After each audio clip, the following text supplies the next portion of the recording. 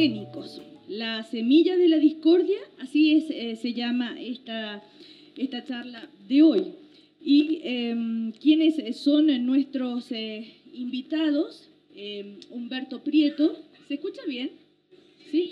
Humberto Prieto, que es bioquímico de la Universidad de Chile desde 1992, es doctor en bioquímica desde el 99, actualmente trabaja como investigador en el Instituto de Investigaciones Agropecuarias y él trabajó justamente en la oficina de patentes desde el 96 hasta el 99, así que es perito externo de patentes de invención, no sé cuál. Era, bueno, pero digo, tuviste esa gran experiencia. Y también está con nosotros Camilo Rodríguez Beltrán, que es director de innovación.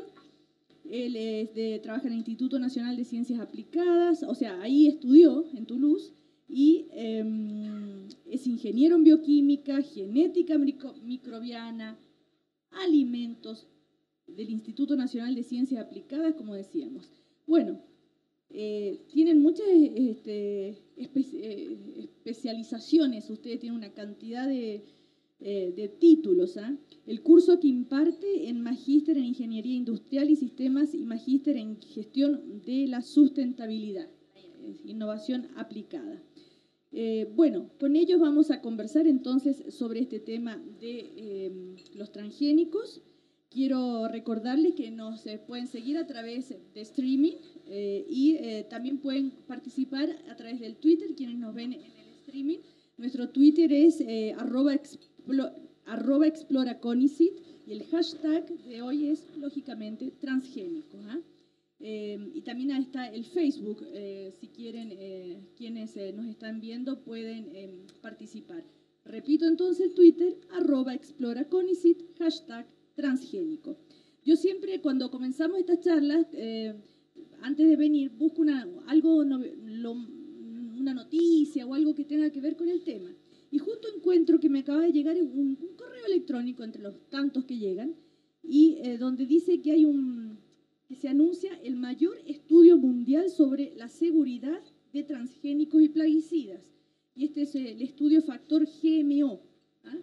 Y tiene un presupuesto de $25 millones, va a investigar los efectos sanitarios del cultivo transgénico, porque, claro, desde que empezaron, agricultores, comerciantes, gobiernos, científicos y consumidores, todo el mundo han mantenido, dice, un acalorado debate. Sin embargo, nunca se ha realizado un estudio científico lo suficientemente exhaustivo como para esclarecer claramente si un alimento transgénico es seguro para la salud humana.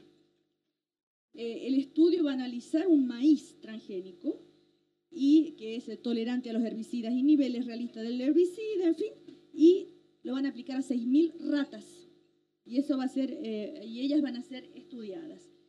¿Dónde va a ser esto? Es confidencial, justamente para que no se sepa. En definitiva, dice que va a dar resultados como responder a preguntas. ¿Resulta tóxico el alimento transgénico para los sistemas orgánicos a largo plazo? ¿Causa cáncer el alimento transgénico? ¿Reduce el alimento transgénico la fertilidad o provoca defectos congénitos? ¿Es la mezcla de sustancias químicas presentes en un herbicida de marca Roundup más o menos tóxica que su ingrediente activo, el glifosato? Bueno, en fin, glifosato, perdón. Son algunas de las preguntas que va a responder este estudio, que me pareció increíble que por primera vez se haga un estudio de esta magnitud después de tantos años que venimos discutiendo sobre los transgénicos. Entonces, vamos a justamente comenzar con Humberto. A propósito estaba leyendo algunos de tus dichos o de tu postura, y sin embargo tú vas a conocer en este paper las cosas a favor y las cosas en contra, ¿no?, de los transgénicos. Tú dices mejores rendimientos productivos, resistencias a plagas, en fin, que son más nutritivos, y los que están en contra, que tienen riesgos sanitarios, los efectos nocivos, como decíamos. A ver, ¿cómo se puede llegar alguna vez, Humberto, a tener certeza sobre esto? Una de las características de los sistemas de evaluación y modelación del riesgo es que se basan en un enunciado que no existe un riesgo cero. Entonces, las incertezas cotidianas, como el nombre lo indica, tenemos que aprender a convivir con ellas. El mismo tema de llegar aquí es una incerteza. Y habría que ser demasiado pretencioso poder decir esto no existe y no va a pasar.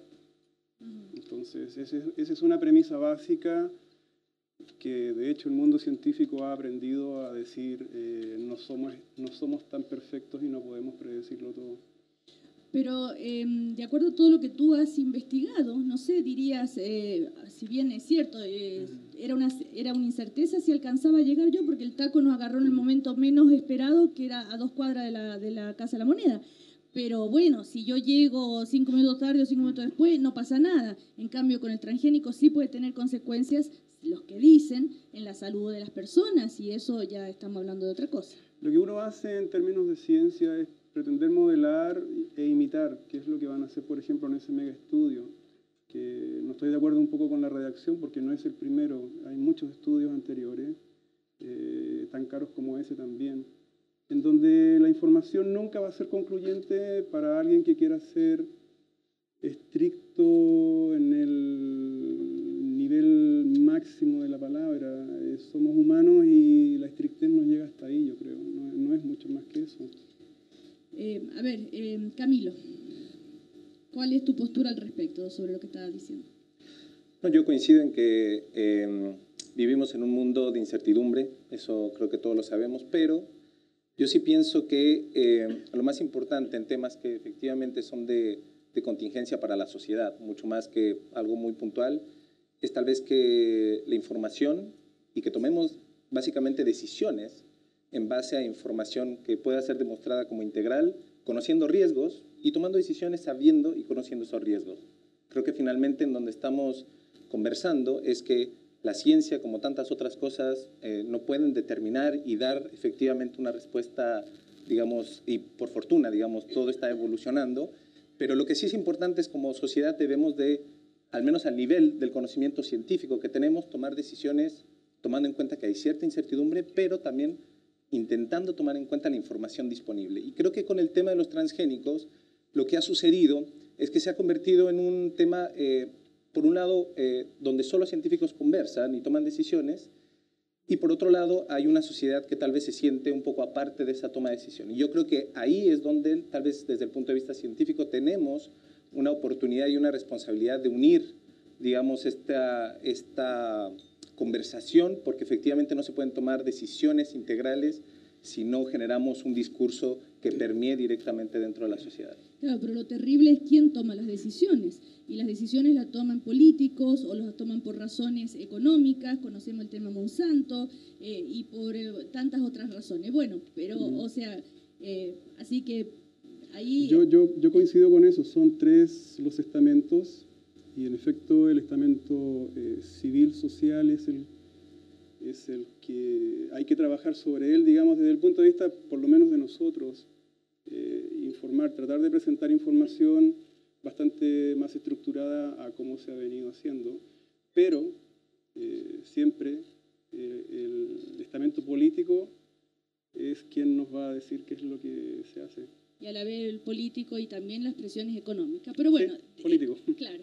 Con esta introducción, entonces, más o menos, para familiarizarnos sobre la importancia que tiene este tema, vamos a conocer ya más en profundidad sobre lo que piensa, cómo ve él el tema de los transgénicos. Humberto Prieto, entonces tú tienes tu PowerPoint, sí, que lo pueden ver ahí en las pantallas. Yo,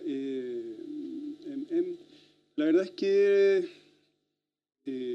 respondí un poco al título propuesto por Explora y lo transformé en ni tanto. No hay tanta discordia, la verdad, desde mi perspectiva, tras unos pocos años trabajando en este cuento. Nosotros somos, dicho sea de paso, un grupo de investigación comprometido con el desarrollo de transgénicos y el desarrollo de biotecnología. Pero también a poco andar nos hemos ido dando cuenta que la la pelota se cierra y debe incluir un montón de otras presentaciones y respuestas a nuestro trabajo, que tenemos que también hacernos responsables de eso. En la siguiente, ¿por qué pongo ni tanto? Y aquí solo son 2 o 3 diapos, ya ni me acuerdo no me acuerdo bien, pero solo para mostrarles que la realidad es esa. Tenemos 175 millones de hectáreas y un 11% de la superficie arable del mundo es transgénica. Y eso no lo vamos a echar para atrás, querámoslo o no, depende de qué bando estés. En la siguiente, no sé, espero que el documento no es mío, este es de Chile Bio, este es de una organización, una ONG pro transgénicos, pero es importante esta fuente de datos que ellos proporcionan, en donde muestran los pensamientos y las tendencias de cada uno de los países en el mundo, en donde todos aquellos que están con banderitas y con colores es porque presentan actividad relacionada con los transgénicos. Y ustedes pueden ver lo que está bajo cultivo y lo que está autorizado para consumo. Y encuentran desde Europa, pasamos por Sudamérica, no vamos a hablar de Norteamérica porque ellos son como los más proactivos en este tipo de tecnología. Entonces, es una realidad convivir con los transgénicos y a eso apunta más que nada mi presentación y mi punto de vista. La siguiente. Por ejemplo, a propósito de megaproyectos, este es un trabajo científico, disculpen que esté en inglés. Como les digo, la presentación va a quedar, está pública. Si le das la transición que viene, este es un paper de la semana pasada, del 4 de noviembre, en donde se publica un análisis bastante grande de alrededor de 147 estudios científicos en donde se llegan a las conclusiones. Yo no tomo no quiero que se tome este trabajo como el paper de nada, solo estoy trayendo algo que salió la semana pasada. Pero que dice ahí, en promedio, la adopción de la tecnología ha reducido el uso de pesticidas por un 37% y ha aumentado el rendimiento de los cultivos en un 22%. Los beneficios, alrededor de un 68%. Este es un trabajo alemán bastante interesante para quien quiera discutir los datos de beneficios. No voy a profundizar específicamente en dichos beneficios porque vamos a empezar a discutir ahora. Pero ahí está, es un trabajo más. Si le das a la siguiente, que tiene los resultados propiamente tales, encuentran, ese gráfico es bien representativo de los beneficios y las cuestiones buenas que han derivado del uso de la agricultura transgénica. Como les decía, es un resumen de 147 estudios analizados. Está en PLOS ONE, una revista de bastante aceptación hoy en día. Pero no es ese mi punto de la presentación, la siguiente.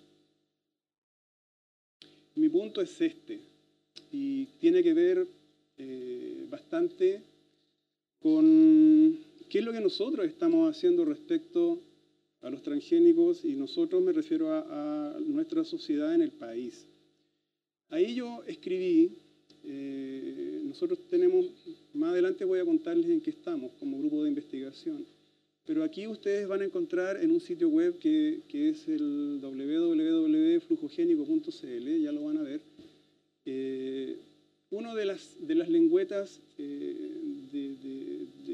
está en este sitio es detallar la legislación que afecta o rige a los vegetales genéticamente modificados. Y ustedes pueden leer ahí toda la historia y los reglamentos desde 1993, que empieza a regir esta actividad de la agricultura chilena. Me habría gustado leerlo, es bastante texto. Voy a tratar de sintetizar, no veo muy bien de aquí, así como para leer rápido, pero más que nada hay una norma que es la 1523, que está regida, es un reglamento que administra, por decirlo de esta forma, el SAC, en donde básicamente establece como principio básico aceptar liberaciones previas con análisis de riesgo en el país de origen. Esto quiere decir documentación que ha sido descrita para otros países.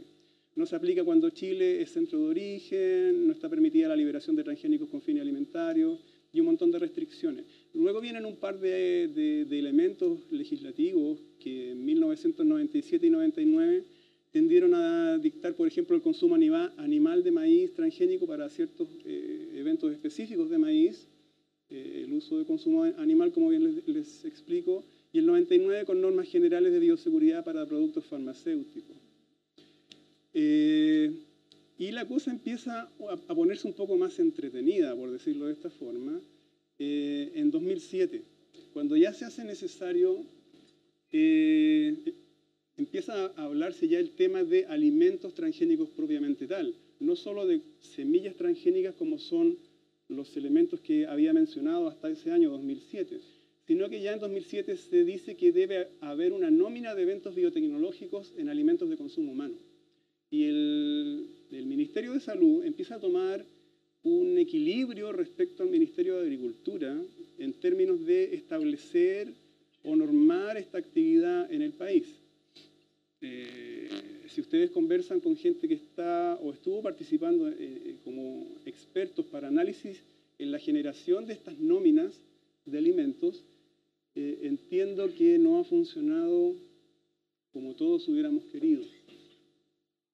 Y aún más entretenido se pone todo esto cuando, no leo bien, en 2010 y en 2012, dale a la siguiente, se genera un cambio, yo diría una propuesta bastante compleja, de compleja decisión. Ustedes pueden ir aquí sumando las distintas administraciones, ¿ok? Administraciones de los dos lados. Esto es lo último en lo que estamos, en donde estas modificaciones dicen que en términos generales el nuevo reglamento actualiza el procedimiento de evaluación de acuerdo con los cambios legales y reglamentarios en materia ambiental. Y es porque aquí ya se empieza a mudar esta idea de que el Servicio Agrícola y Ganadero o el Ministerio de Agricultura va haciendo estas evaluaciones de riesgo y pasa a ser la nueva institucionalidad que es el Ministerio del Medio Ambiente, también formado hace poquitos años atrás. Y aquí surgen un montón de cosas que, como se dicen o se dirían en buen chileno, nos quedaron re grandes cuando se implementaron desde la panorámica política. Y que es que se redefine la información que se debe proporcionar para ingresar una declaración de impacto ambiental para los vegetales genéticamente modificados. Y al hablar de una declaración de impacto ambiental y un estudio de impacto ambiental, y aquí mi colega debatiente, antagonista y todo lo demás, pero va a coincidir en que no tenemos mucha experiencia para desarrollar este trabajo que implica aprobar o no un nuevo evento transgénico. Y aquí se complejiza nuestra realidad. Cuento corto, a qué voy. Nos hemos ido complicando en demasía con este tema de los transgénicos, pudiendo haberlo abordado de otra forma. Y yo les insisto, nosotros trabajamos en transgénicos, desarrollamos transgénicos, tenemos súper lindos experimentos, tenemos productos también, pero sin embargo hemos ido avanzando en una crítica hacia nuestro propio trabajo y también tratando de presentar o siendo concretos con nuestro trabajo de forma de estar presentes en estos elementos de decisión del país. Y les puedo decir que no hemos visto una receptividad, y ahora está bastante oscuro también el tema, en cuanto a que estas evaluaciones de impacto ambiental y estos elementos de decisión técnicos vayan a ser desarrollados en nuestra sociedad. Entiéndase, administrador. La siguiente, entonces. Al principio había llenado de question marks, de signos de interrogación. Después dije voy a hacer uno grande. Después dejé esa cuestión ahí, la siguiente. Porque en verdad, ¿qué hacemos con esto? ¿Qué es lo que hay en Chile con respecto a la evaluación de riesgo ambiental, impacto? ¿Qué es lo que hacemos nosotros? ¿Qué es lo que nosotros presentamos a la sociedad un poco para muchas cosas, un poco para llevar la ciencia, un poco para llevar la biotecnología vegetal en este caso, un poco para incorporar la agricultura transgénica, un poco para responder las preguntas de la gente.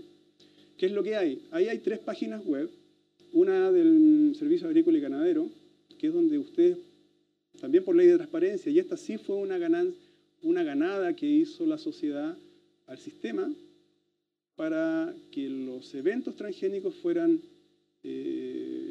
descritos, expuestos en un sitio web que tiene la presentación en el Servicio Agrícola y Ganadero.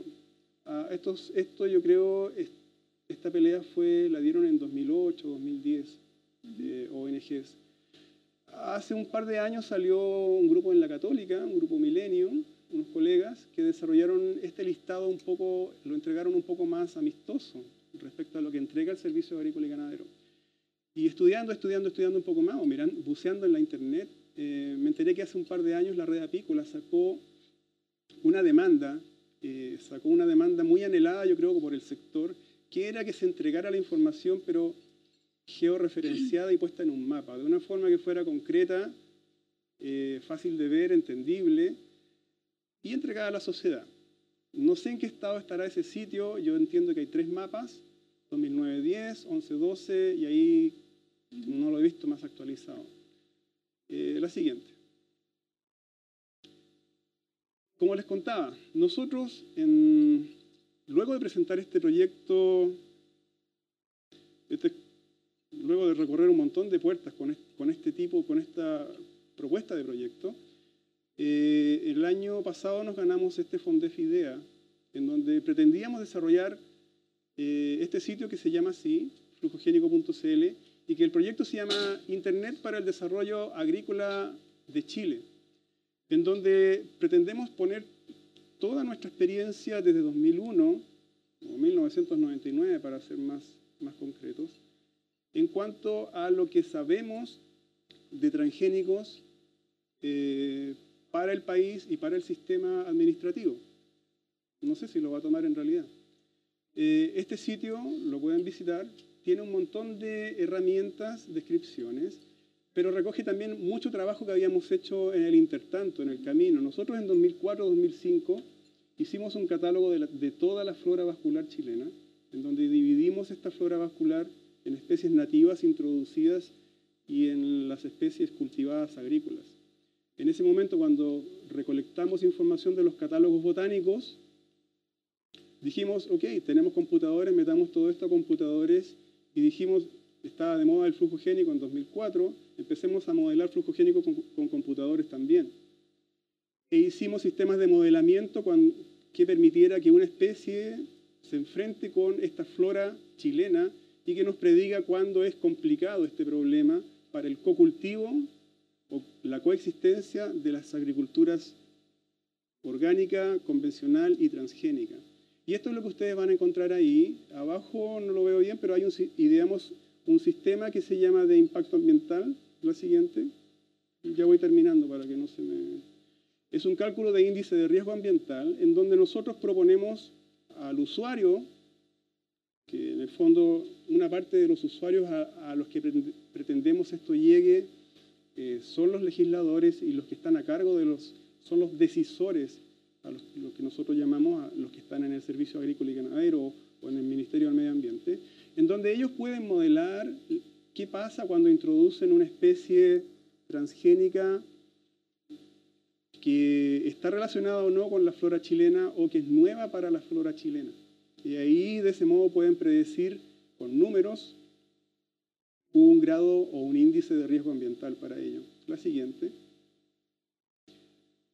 Siguiente es como más o menos ustedes se van a encontrar. Siguiente. Hay alrededor de 8.000 especies metidas en esta base de datos. Ofrecemos ese informe y pueden encontrar, si meten maíz, con qué especie chilena o presente en nuestro país se va a encontrar ese maíz transgénico. ¿Cuál es la idea? La idea es no ir a dar la hora, por decirlo así, a donde hay especies nativas. ¿Sí? Y esos son elementos de decisiones que la gente que autoriza esto debe incorporar a su trabajo, yo creo. La siguiente. También hicimos, y está puesto ahí, un lindo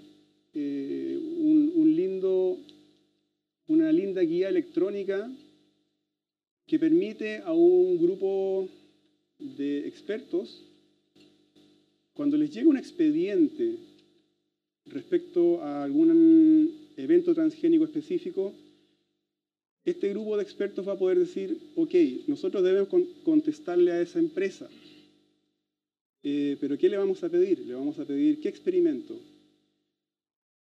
Es la siguiente y es la última. Esta guía de estrategias de manejo de riesgo, ustedes pueden ver ahí, tienen los 4 cuadrados más a la izquierda, nos vamos agrandando. Partimos en el efecto que podría tener y en el nivel de experimentación que se le debe exigir a un privado o a una empresa estatal o a algún hacedor de transgénicos, por decirlo de forma simple. ¿Cuáles son los efectos a nivel de gen y genoma, a nivel de individuo, a nivel de población y a nivel de ecosistema? Hay 176 tecnologías puestas ahí para que esta mesa de expertos pueda pedirle a la empresa o ver si esta empresa o hacedor de transgénicos cumple con un hipotético, porque siempre vamos a hablar de un hipotético sistema de impacto ambiental. Como ya terminé, esa es mi propuesta. No es la semilla de la discordia. Nosotros estamos un poco... la verdad es qué es lo que el sistema está haciendo junto con nosotros, con la sociedad, cómo está respondiendo el país ante estas agriculturas que no veo vayan a desaparecer. Gracias, Humberto. Humberto Prieto. Sin embargo, yo creo que ese es el desafío de nuestras charlas y de todo el diálogo entre la ciencia, y aquí seguramente hay muchas personas especializadas en estos temas, científicos, pero también personas que no necesariamente son tan especializadas. Y creo que finalmente la preocupación de la ciudadanía en general es saber si son dañinas o no, o cuál es el daño, si es bueno o no, si es verdad que van a combatir el hambre en el mundo. Saber, por ejemplo, que Chile tiene semillas, ¿no es cierto?, transgénicas, pero que no las puede usar, las tiene que exportar. O sea, entonces uno dice, bueno, cuando uno le dice, qué bueno, entonces quiere decir que no vamos a comer alimentos transgénicos, puesto que se exporta todo lo que hay.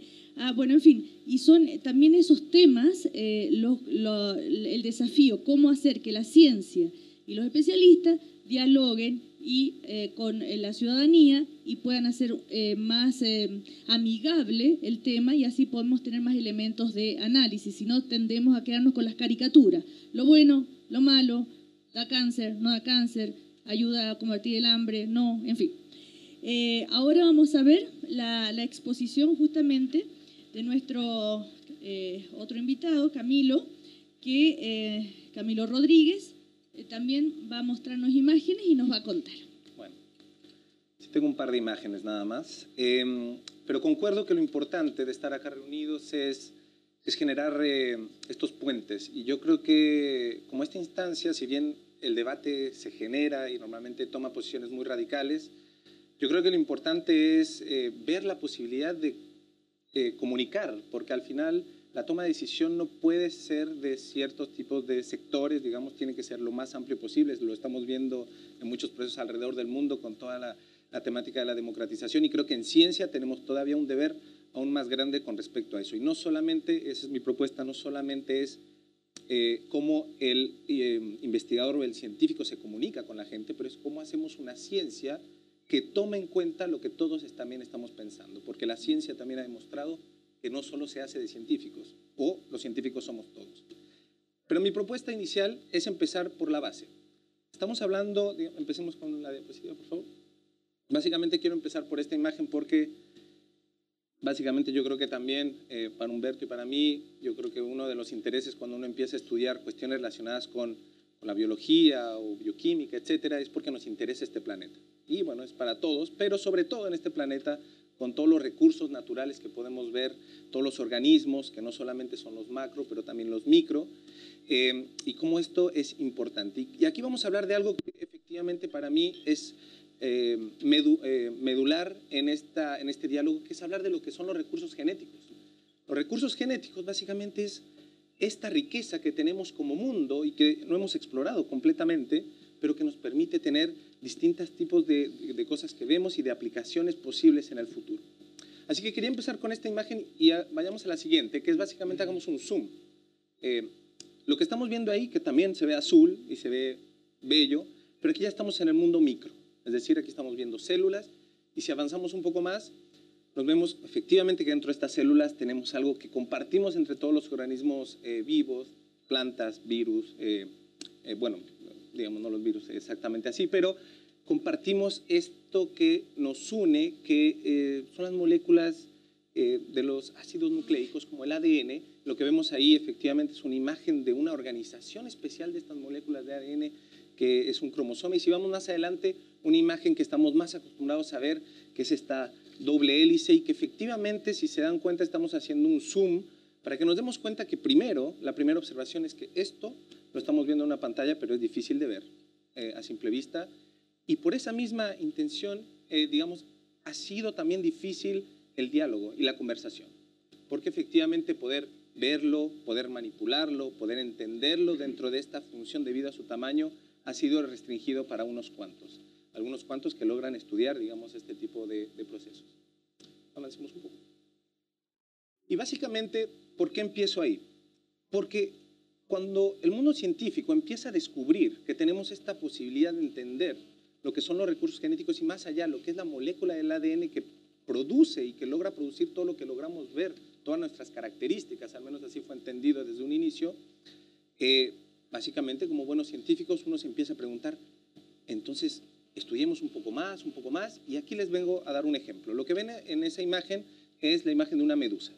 La medusa naturalmente tiene un color que es una fluorescencia que logran ver ahí, esa es una fluorescencia natural de la medusa, y básicamente durante mucho tiempo los científicos estuvieron estudiando qué era lo que producía esa fluorescencia, siguiente imagen, y lograron entender que hay una proteína, hay algo que produce esa fluorescencia. Lo que tienen ahí es una proteína que se llama la proteína GFP, la proteína de la fluorescencia verde, que naturalmente se encuentra dentro de la medusa. Pero efectivamente, desde los años 60, 70, cuando se empieza a entender los principios de los ácidos nucleicos que logran crear estas proteínas, los científicos empezaron a entender que podíamos identificar qué parte de todo el patrimonio genético de la medusa provocaba esta proteína. Y ahí es donde efectivamente empieza a generarse lo que denominamos y lo que se empezó a generar como los procesos de recombinación genética o de la ingeniería genética, como se llama, que es básicamente, y en el diagrama que tenemos aquí se los explico, vemos ahí de color rosado, es parte del patrimonio genético de la medusa. Lo que se identificó en amarillo es la parte, digamos, de ese patrimonio, es decir, el gen que produce la fluorescencia, que produce la proteína que efectivamente logramos ver como fluorescencia. Y empiezan a surgir estas técnicas que permiten sacar de ese contexto, es decir, lo que vemos en la segunda imagen a la derecha, tratar digamos, elemento genético e introducirlo en un nuevo contexto. Y el contexto, por ejemplo, que vemos ahí se ve ejemplificado de otro color, que es el contexto verde, es, por ejemplo, un pez. Lo que vemos ahí es ese proceso utiliza herramientas que se denominan herramientas de la ingeniería genética, pero más importante, lo que surge a partir de un proceso como este es lo que vemos en la siguiente imagen, es, por ejemplo, avancemos, simplemente aquí les muestro un poco más en detalle estas tres etapas y pasemos a la siguiente. Es, por ejemplo, tener la posibilidad de tener un pez al cual en su patrimonio genético ha sido, de cierta manera, a partir de las herramientas que vimos anteriormente, donde se le ha introducido este gen que proviene de la medusa, y vemos una característica que es el pez es fluorescente. Ahora, lo que ven ahí es efectivamente, y es para partir, digamos, desde una base, lo que comúnmente denominamos un transgénico y de cierta manera lo que yo prefiero denominar un organismo genéticamente modificado. Ahora, esta denominación, organismo genéticamente modificado, por supuesto se puede interpretar porque muchas otras cosas son modificadas genéticamente de otra manera. Sin embargo, hemos llegado, y hasta desde el punto de vista legal, a que hay ciertos parámetros para definir en base a la técnica lo que provoca cada organismo. En el caso de los transgénicos, esta es su definición. El diagrama que vieron anteriormente es el mismo diagrama que se utiliza para la producción de un pez transgénico, de una bacteria transgénica, de una planta transgénica, etc. es el mismo diagrama, trabaja a nivel del ADN. Ahora, lo que quería mostrar acá es simplemente porque efectivamente es una manera de visualizarlo, ¿eh? La fluorescencia es una característica que vemos. La mayoría de los transgénicos no son características que vemos, y ahí también hay otra de las grandes preguntas cuando esto se enfrenta a llegar a la realidad, es que nosotros un pez genéticamente modificado con la fluorescencia lo logramos visualizar, pero otro tipo de plantas, por ejemplo, y vamos a hablar un poco de plantas, no es tanto el caso. Sin embargo, el ejemplo del pez es un ejemplo que es muy al siguiente, por favor, de investigación, pero este mismo proceso lo vemos en los organismos genéticamente modificados que tenemos actualmente en el mundo, y creo que es importante partir por ahí. Lo que tengo ahí es una lista de los 4 productos que han sido modificados genéticamente, que son, digamos, no todos ellos, pero son variedades que han sido genéticamente modificadas y cuentan aproximadamente por el 95% de los transgénicos que tenemos en el mundo. Esto es importante, ¿por qué? Porque en un inicio comenzamos esta conversación diciendo que lo que tienen en la mesa, veamos qué es lo que es, etcétera. Bueno, si no están comiendo nada con maíz, choclo, soya, algodón o canola, ya hay un gran porcentaje de que no haya, digamos, rastros de transgénicos, ya para empezar. Entonces, basémonos en algunos hechos, 95% de la producción, digamos, de transgénicos son estas 4 variedades. Por supuesto, hay otro tipo de variedades que están muchas en experimentación, algunas en pequeña escala, etcétera, pero si queremos hablar de lo que son los transgénicos en el mundo, tenemos que enfocarnos en estas 4 variedades. Ahora, antes de pasar a la siguiente diapositiva, simplemente quiero que vean los nombres de estas 4 variedades. Y primero, tal vez enfocarnos en algunas preguntas que siempre surgen cuando se habla de transgénicos, como uno de los beneficios potenciales. Porque hablamos de riesgos potenciales, hablamos también de beneficios potenciales. Y vemos que, por ejemplo, de esos 4 elementos, tal vez 2 efectivamente participan en la alimentación humana de manera consistente. Y de esos 2, temo decirles que la mayor parte de la producción, tanto de maíz de soya, no está destinada a consumo humano, es para consumo animal. Es decir, la producción de transgénicos en el mundo actualmente se hace en 4 variedades que no están destinadas a ser alimenticias. Por lo tanto, el debate sobre si los transgénicos están salvando, digamos, el hambre en el mundo es un debate no existente actualmente porque los productos que tenemos no están destinados para ese fin. Sin embargo, dentro de los productos que consumimos tenemos efectivamente cosas que están hechos con rastros de maíz o de choclo, con rastros de soya, etcétera, que no son forzosamente en alimentación, digamos, directa, pero en algunos de los aditamentos que tienen nuestros productos, y eso efectivamente son de las cosas que tenemos que analizar. Pero quiero que partamos primero de esa base que no todo puede ser transgénico. Siguiente diapositiva, no me voy a tardar mucho más, pero sí quería decir que hay un marco en el cual, y lo que estoy mostrando ahí es el protocolo de Cartagena. El protocolo de Cartagena es básicamente un protocolo que fue generado, digamos, por la Convención de Biodiversidad de la ONU, del cual Chile no es parte, pero es parte de las negociaciones, está siempre dentro de estas negociaciones, pero actualmente no ha firmado, pero alrededor de 190 países lo han hecho. Esto es un protocolo internacional que, digamos, define reglas específicas para los transgénicos. ¿Y por qué es importante y por qué lo quiero mostrar acá? Porque inicialmente yo les hice un pequeño diagrama de la construcción del transgénico solamente para explicar que el transgénico, por la manera, o el organismo genéticamente modificado, de la manera en que está hecha, es diferente a otras maneras de producción. No estoy diciendo que sea más riesgoso o menos riesgoso, es distinto. Pero hay otra distinción, y son distinciones legales, y muchas veces también distinciones desde el punto de vista de la propiedad intelectual, porque efectivamente algunas partes de este contenido genético pueden ser patentados. Ahora, lo que me refiero acá es que de una manera u otra empezamos con la distinción de que los transgénicos deben ser tratados de manera distinta porque biológicamente, legalmente, son determinados de manera distinta. No es algo que todo mundo concuerda. En el caso de Estados Unidos, por ejemplo, no hay esa distinción, pero tenemos alrededor de 200 países en el mundo que sí se basan en esa distinción.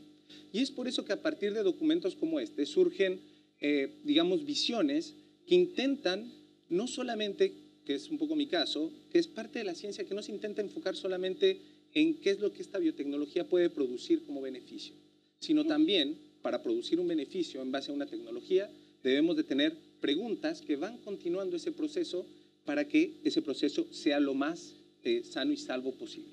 Sin embargo, y aquí van las primeras, digamos, grandes consecuencias de lo que ha sucedido, y lo vemos en los ejemplos que mostraron de estudios, metaestudios, grandes estudios. Son estudios muy recientes, algunos por realizarse, otros recién publicados. Sin embargo, ya tenemos 30 años de utilización de transgénicos. Eso uno lo puede ver de dos maneras. Dice, bueno, ya hemos usado transgénicos desde hace 30 años o en algunos países y no ha pasado nada. O, que es el caso mío, como aquellos científicos que nos involucramos en bioseguridad, es cómo puede ser posible que tengamos una tecnología donde conocíamos algo, pero seguramente no todo, y ahora conocemos más, y estamos 30 años después creando las maneras de poder regular y de verificar científicamente si hay algún riesgo posible. Ahí es donde creo que hay un debate posible y actualmente, y tengo que decirlo también y hay que reconocer, muchas de las nuevas propuestas están digamos, integrando algunas de estas preguntas en bioseguridad, que es muy importante, pero nosotros, como expertos en bioseguridad, siempre vamos a estar, digamos, empujando para que más elementos sean considerados, hasta que tal vez lleguemos a algún equilibrio, porque la idea no es bloquear la tecnología, y eso es súper importante.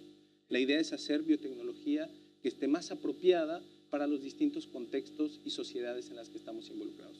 Y, por fortuna, pienso yo, todas nuestras sociedades son distintas. Somos diversos, somos heterogéneos, consumimos cosas de manera distinta, cocinamos distinto, comemos de manera diferente. Por lo tanto, es imposible tener un estudio realizado, por ejemplo, en un consumidor en Estados Unidos que dé directamente una, digamos, información precisa y concreta sobre un consumidor en Guatemala, un consumidor en Chile, un consumidor en África del Oeste. Y para eso es que como sociedad, digamos, y como los países y estos grupos de expertos que funcionan dentro de los países deben de tomar en consideración su propio contexto. Lo que están haciendo con respecto al estudio de flujo de genes es muy importante para generar esa base de información, pero lo que es interesante es que en caso de Chile, país semillero, ¿podemos pasar la última diapositiva nada más? Y lo que vemos ahí es otra vez un mapa como el que venimos de ver antes, que es un mapa realizado efectivamente por las empresas que producen biotecnología, en donde se ve un mundo donde hay muchos países que están produciendo. En el caso de Chile, se ve también porque produce, digamos, semilla, ¿no? Como lo hablamos, no para cultivo. Sin embargo, cuando quiero que vean este mapa, parece que el mundo está adoptando toda esta tecnología. Sin embargo, pasemos a la siguiente diapositiva. Es este mismo mapa que yo hice, pero la única diferencia que hice es que lo hice relativo a su superficie de cultivo y de uso agrícola. Y lo que vemos ahí es que no todo el mundo está produciendo de la misma manera. Y esto yo creo que es una lección que hemos estado aprendiendo. No se puede hablar de riesgos completos. Todos los transgénicos tienen el mismo riesgo. Tampoco se puede hablar de todos los transgénicos tienen el mismo beneficio, ni son beneficiosos de manera general. Se usa el caso por caso, y en este caso también vemos una gran diferencia entre el mapa anterior, donde se veía todo el mundo, todas las regiones del planeta que están cultivando. Sin embargo, cuando lo dividen ustedes por, digamos, el área que se usa de cultivo, vemos que, por ejemplo, en China, el área de cultivo en transgénicos es alrededor de 1.5% de su área cultivable. Es decir, es una tecnología mínima ahí, la aplicación es mínima. 98-99% de su agricultura se hace de otra manera, no orgánica, convencional, uso de agroquímicos, etcétera, pero distinta a la transgénica. Sin embargo, y esto yo creo que es lo interesante en un debate como este, Chile está rodeado y está en el punto que para mí es la zona de mayor producción de transgénicos mucho más que Norteamérica, que es el Cono Sur. Porque vemos ahí algunos países como Argentina, Paraguay, Uruguay y Brasil, donde el porcentaje de la agricultura transgénica con respecto a la agricultura otra es más del 30%. En Paraguay es más del 60%. Y en Paraguay estamos hablando de casi únicamente soya transgénica. Imaginen, es un país que tiene 60% de su área cultivable con una sola variedad, con un solo tipo de tecnología. Eso yo creo que es para crear preguntas sobre la zona en donde estamos. Esta es la zona en donde Chile está y esos son los países que efectivamente en estos países, déjenme decírselo, esa es la agricultura convencional. En Argentina, Paraguay y Uruguay, la agricultura convencional es en base a transgénicos, así funciona. Y efectivamente, digamos, con todos los países que están colindantes, podemos hablar de flujo génico a partir de polen, pero aquí las fronteras son permeables y se logran pasar personas, armas, etcétera, semillas. Entonces, los marcos regulatorios tienen también sus dificultades. A mí me ha tocado trabajar en marcos regulatorios donde intentan poner una puerta muy cerrada, muy hermética, con todos estos procedimientos que ponen ahí, pero la puerta está cerrada y alrededor todo está abierto y todo está pasando, digamos. Entonces también tiene que ver con conciencia, tiene que ver con la conciencia en dónde estamos poniendo los recursos, qué tipo de agricultura queremos, qué tipo de consumo queremos. Para mí, más allá que un test, digamos, de transgénicos que podamos tener para todos disponibles, que puede ser un sistema muy costoso, en el caso de lo que están consumiendo, si lo que consumen es soya proveniente de Argentina o de Paraguay, no hagan test, están consumiendo transgénicos. Gracias, Camilo. A propósito de lo que acabas de decir, justamente tú hablabas Chile, que exporta, decíamos, las semillas, pero no las consume, que respecto a los alimentos transgénicos que se los entregan a los animales, están destinados a los animales, no a las personas. Pero el tema es, el chancho se alimenta con alimento transgénico en Chile, ¿ah? Y por lo tanto yo como chancho, y por lo tanto la traza de transgénico también me va a llegar a mí. Y de alguna manera hay una globalización tal en todo que es como imposible poner fronteras, ¿no?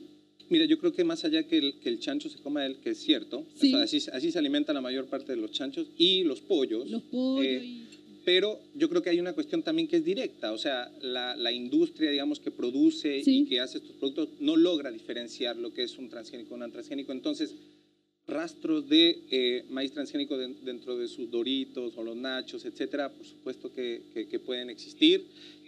Hay muy poca, digamos, manera de distinguir esto.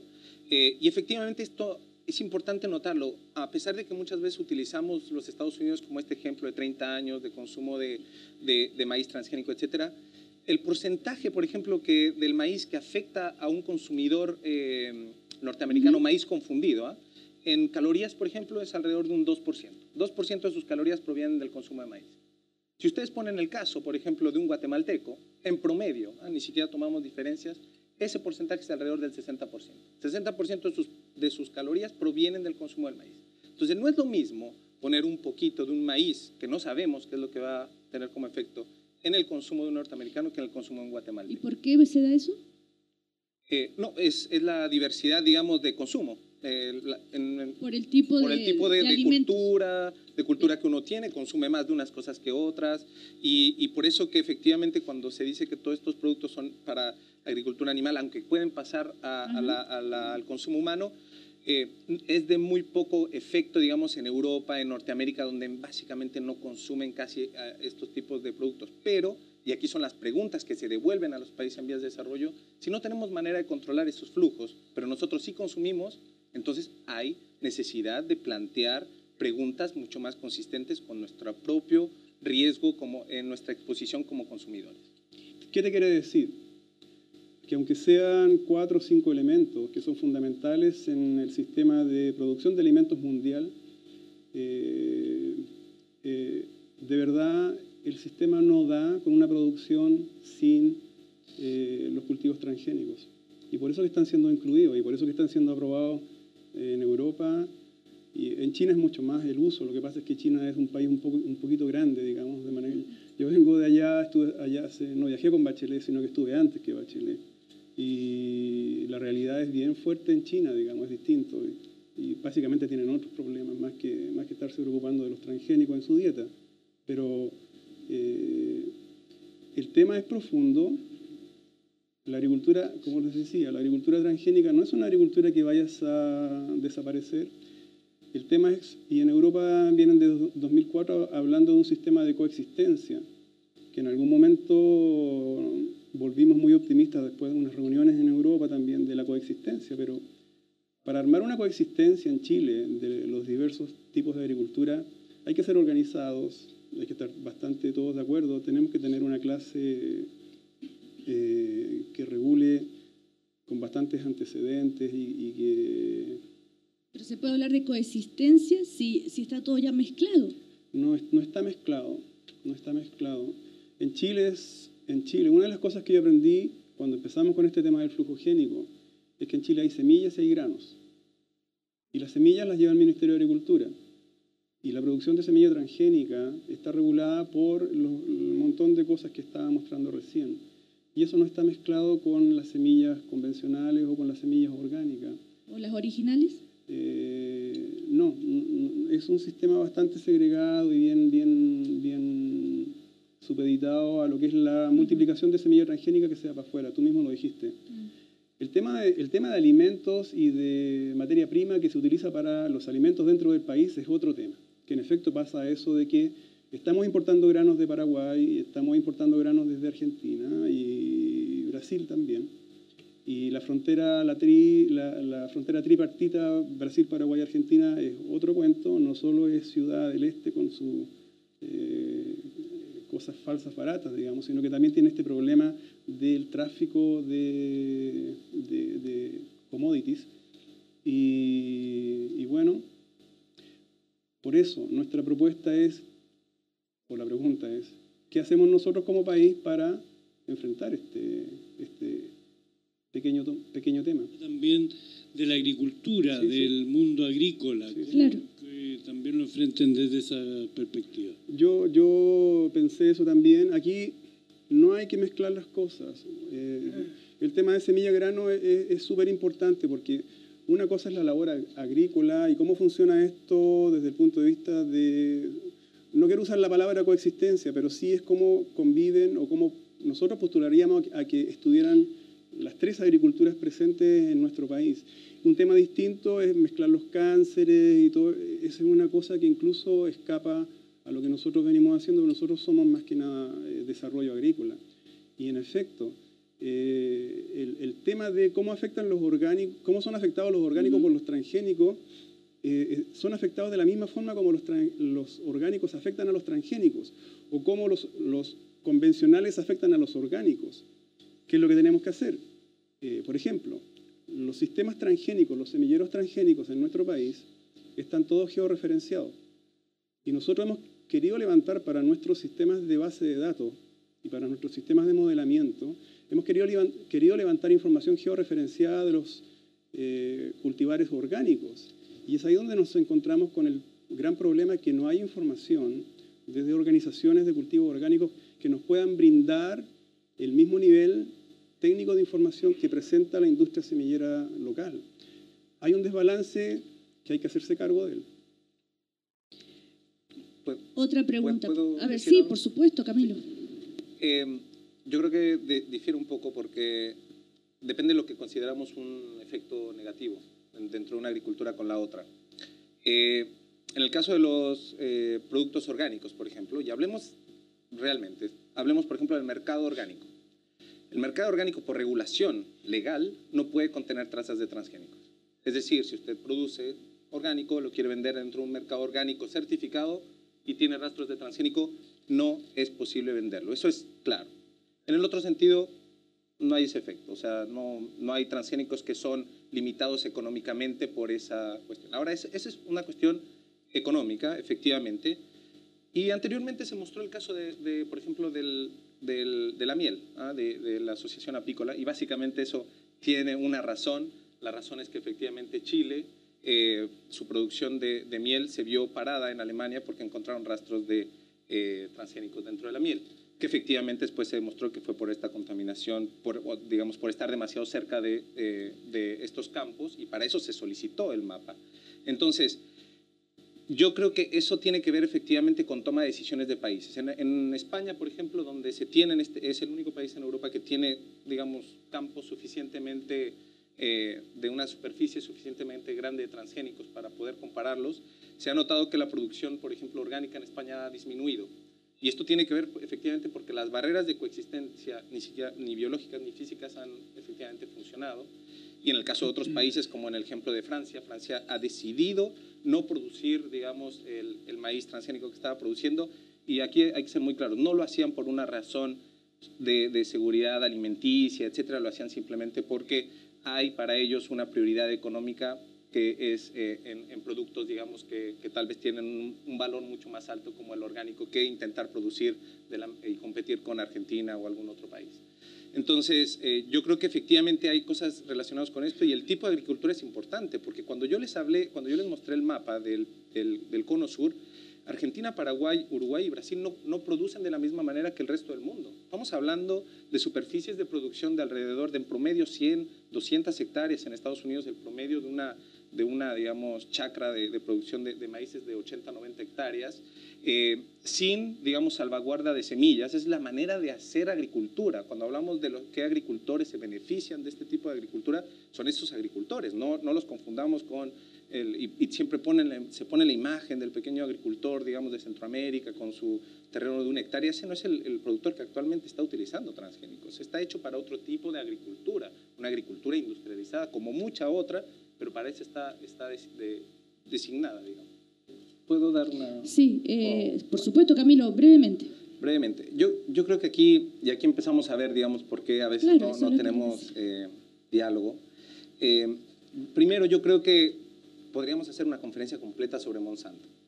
Pues Monsanto es un actor dentro de todo esto y es un actor que efectivamente es una empresa, macroempresa que está haciendo otra cosa, pero yo creo que aquí hay una instancia distinta porque tenemos a un investigador que está investigando efectivamente en hacer transgénicos y él no trabaja en Monsanto.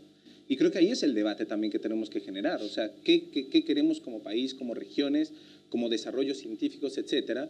Y por supuesto vemos puntos de vista que también son efectivos porque, y aquí viene una de mis preguntas también, a veces como científicos somos capaces de traer papers y artículos y efectivamente esos nosotros lo leemos y tal vez 100 o 200 otros científicos como nosotros lo leen, pero ¿dónde permea esto, digamos? ¿Quién más lo lee? ¿Dónde sucede? ¿Quiénes son los que efectivamente hacen esto?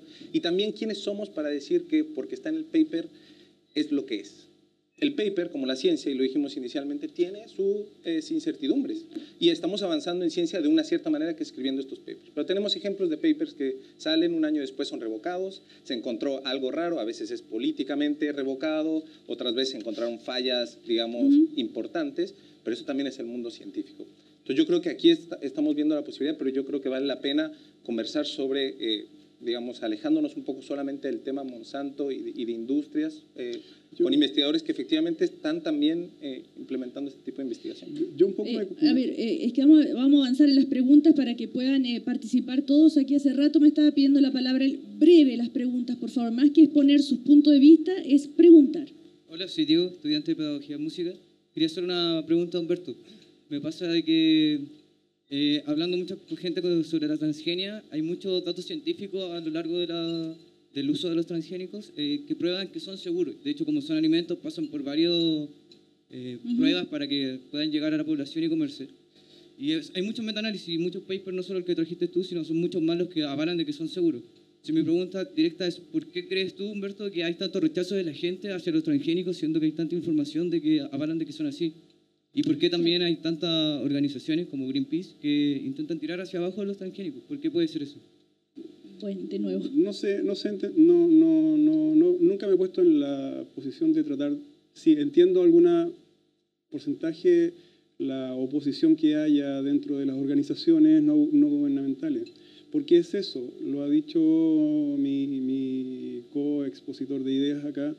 Falta de capacidad de entregar también la información. Y tiene mucho que ver con el fondo, con la capacidad que tenga la sociedad de recibir este tipo de información. ¿Qué hemos hecho para que esto mejore en el país? Yo creo que poco. Y entonces no esperemos que cambie. Entonces eso genera desconfianza, entonces no le creemos y creemos más a las otras organizaciones. Otra pregunta por allá. Buenas tardes, mi nombre es Julián. Mi consulta es, la inquietud es, ¿por qué tanto esfuerzo de desarrollar los transgénicos en América del Sur, en Sudamérica, y en el resto de Europa tanta reticencia respecto a eso? Se da en el caso de China los antecedentes que dicen ustedes que es el 1%. Entonces esa es la gran duda, el gran desarrollo que hay en Sudamérica y que nos quieran introducir los transgénicos, que en Europa lo estudian mucho más antes de empezar a producirlo. Eso es por lo menos en los antecedentes que se vienen entregando hace bastante rato respecto al tema de los transgénicos. ¿Quién responde? ¿Camilo? Bueno, ¿Tienes alguna información? Yo quiero decir algo también. Yo creo que muchas veces nos colocamos desde este punto de vista de que efectivamente nos llegan, pero tomemos en consideración que si Paraguay tiene un 60% de su territorio es una decisión de gobierno.